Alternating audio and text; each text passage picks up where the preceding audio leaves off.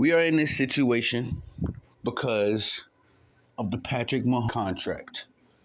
Y'all see the title of this video, man. The Patrick Mahomes contract is probably the center of the Kansas City Chiefs problems. Now, it's not the fact that Pat is getting his money. It's not the fact that Pat deserves more money, if you let me tell it. It's the fact that when you pay a star quarterback or even a star player at this point, when you pay one guy a great percentage of the budget, you're going to have to bargain shop other places respectfully. Because not only has Patrick Mahomes gotten paid, Travis Kelce has gotten paid, and Chris Jones has gotten paid, albeit they may have to start bargain shopping for replacements for Chris Jones next season. The fact of the matter is that the Pat Mahomes contract is why we're here. It is your boy, Tony the Savant, back with another one. Hope everybody's having a good to great day, man. Good morning, good afternoon, good evening, depending on when you're pulling up to the video. And y'all heard it in the intro. The Kansas City Chiefs are dealing with the consequences of winning. They're dealing with the consequences of being champions. They're dealing with the consequences of the nature of the beast in the NFL right now.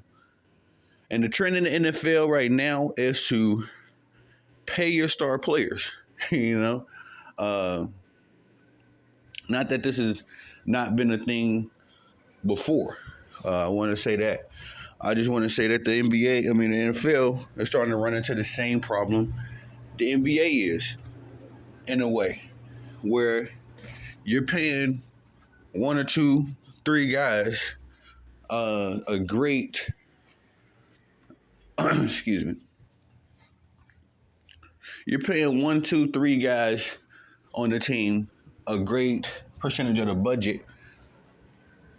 And then you're wondering why, you got a team full of no names and low skilled, low IQ players surrounding these star players. If you want an example that just came to mind right now, if you want an example of this, look at the Phoenix Suns.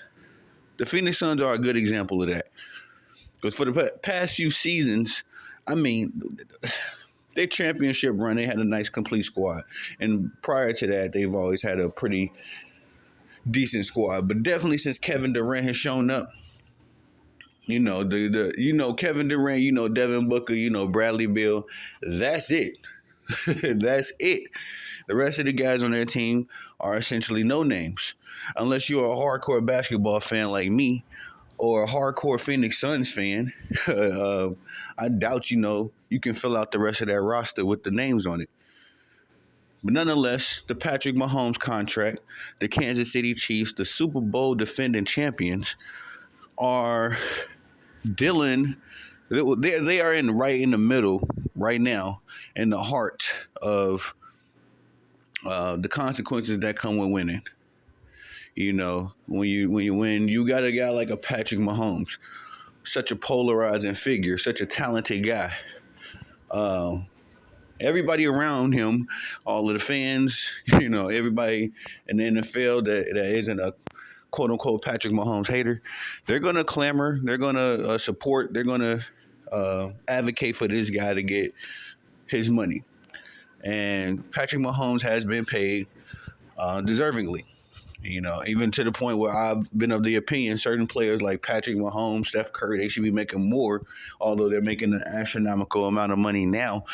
It's just certain players, when I see they have such a layered effect on their teams, that when they're not there, these teams will quickly go back to the franchises that they were. You can't underestimate the impact of a Patrick Mahomes. So, when it comes down to sitting at the negotiation table, yeah, Patrick Mahomes deserves every red cent that he's getting.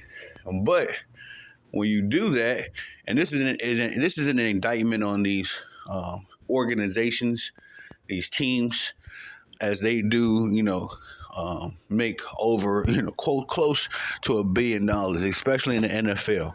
There are some teams in the NFL, in the NBA that aren't profitable, believe it or not. But in the NFL, almost every one of those teams are $1 billion franchise. It's $1 billion just walking around when you look at an NFL team. And I'm sure they can refix the budgets up to the point where these players can be could make a little bit more of that profit share. But that's another conversation for another day. We'll stick to what we got. When you give Patrick Mahomes, you got $10, and you give Patrick Mahomes $7 of that, and then you go and give you give Patrick Mahomes $6, and then you go give Travis Kelce $2, and then you give Chris Jones $1. How much money do you got left, y'all? How much money do you have left? Because now you got to use those 4 quarters to try to fill out your receivers, your defense, your special teams, your coaching staff. You know what I mean? I don't know if the coaching staff, that budget is shared with the players. But nonetheless, all those other, categories I named, that $1 now has to be spread amongst, 50 other players? Not counting practice squad and all that stuff. You gotta stretch that money amongst 49 other guys on the roster. And so when you get a Kadarius Toney, I don't know his name. I know his last name is Tony, respectfully, because he got my name. But you got all these no-name receivers, MVS, Scatlin, Rashee Rice, which I like the young man, but, ain't no household name. Scott Moore ain't no household name. Pacheco ain't no household name. These are guys that you know their names because you watch the NFL or you watch the Kansas City Chiefs. So you got to spread that $1 amongst all these kids who, and I say kids, and I know these grown men in the NFL, but I say kids only because these guys are young. They're playing their damnness. They're trying so they can prove themselves and earn their money, whether it be in Kansas City or elsewhere. A shout out to Andy Reid. He had a very interesting interview, and he defended Tony, the receiver. He defended him. He said he's a young guy, and this guy's out here. He's made big plays. We're talking about a young receiver who has made very big plays. Let's not forget that this kid the only reason we even know his name is because he's made some spectacular plays. Not like some dude that just came up from the practice squad and we're learning who he is. Tony has made some plays, respectfully, and I'm not sure how he was with the New York Giants. I know he came over from them. But I know since he's been wearing red for the Kansas City Chiefs, he's made some plays. And so, shout out to Andy Reid for being a level-headed coach and not just jumping on the wave. You know what I mean? Just knocking down his young receiver.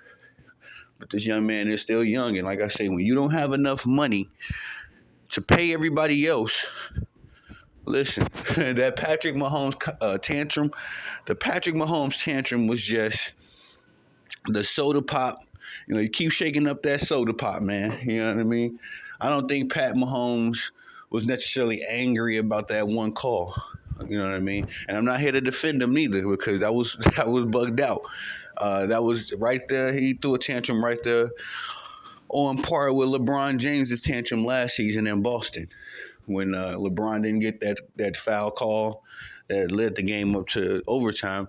That tantrum was bruh, I got a 4-year-old son who don't throw tantrums like that.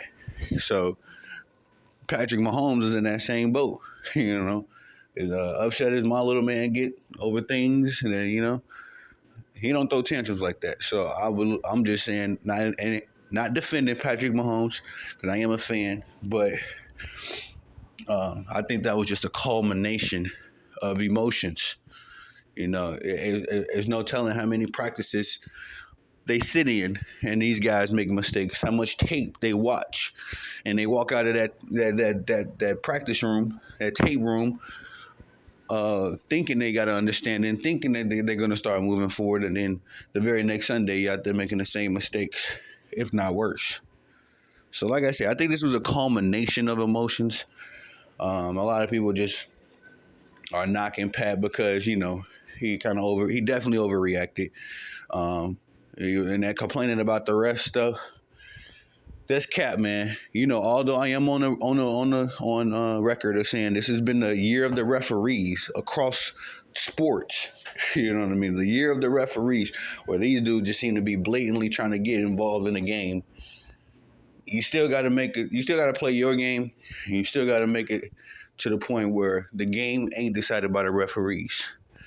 Shout out to my old basketball coach, Dean Smith. Dean Smith was a competitor's competitor. I think Dean Smith was the only coach, rest in peace to him, that I had that I think that had the same competitive level as a Michael Jordan. Coach Smith wanted to blow every team out. He said we should be walking up out of here up by 10 to 20 points, because he was one of those people that said, do not let this game be decided by the referees. If we are in a close 79 to 79 game and it's freaking 3.5 seconds left, you got to remember, you got all these emotions going on in your head and your heart. You got to keep up with the play and all this stuff. You don't want to let your teammates down. This guy in the striped uniform has a job to do as well, and he has to make snap decision calls while still dealing with the human element of errors. We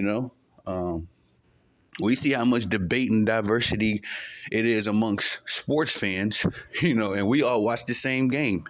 We could watch the same Packers versus Cowboys game, and then by the end of the game, there are going to be sports fans that run to their YouTube channels or run to their barbershops or run to work, their water coolers or whatever, and they're going to all give different takes on the game.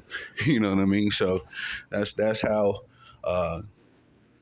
much pressure is on a referee, and that's just at a basic level. I've refereed little kid games. Could you imagine refereeing grown men all making way more money than you? You got to make snap decisions that determine their legacies, their paydays, all that kind of stuff. So I don't want to knock too much on the refs, although, like I say, they do deserve their fair share of criticism. It's your job as the athlete to make sure the game ain't even close like that. So that's just my take on that one. Y'all tell me what y'all think about it in the comment section. Please like, subscribe, comment, hit the notification bell so you can be notified when I'm dropping content on the channel. I definitely appreciate the love and the support. Y'all know what I'm about to say. You know what I'm about to say. Y'all the bosses, the work got to be tight. You know what I mean? I don't just get on here and just start talking and just start capping. I do my research, I do my due diligence, because y'all the bosses. I want to make sure the work is good. I love doing my work. So let me get back to work. Peace.